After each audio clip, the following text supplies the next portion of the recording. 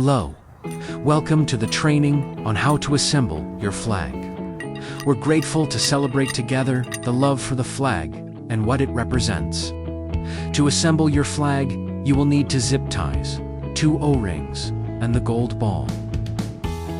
Let's start by placing both O-rings. The purpose of the O-rings is to keep the flag extended. Place the first one at the bottom. Next, place the second one at the top. But remember to leave some space between the O-ring and the gold ball. Next, you need to place the gold ball. Twisting it as you insert can help it go in more smoothly. Between the gold ball and the O-ring, we'll attach the flag using the zip tie. Remember that the canton must be at the top of the pole, so we'll attach that end first. Pass the zip tie through the grommet. Make sure the smooth side of the zip tie is facing the pole, so it's easy to trim later.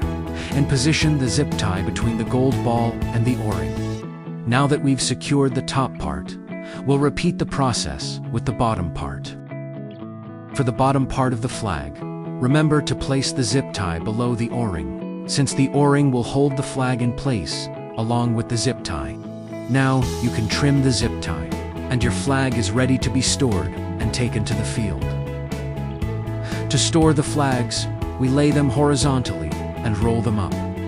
This helps prevent wrinkles during transportation. Whenever possible, try to keep it wrinkle-free. Once it's rolled up, you can secure it with a rubber band. Thank you for watching this tutorial. If you have any questions, don't hesitate to contact us and one of our experts will be happy to help you.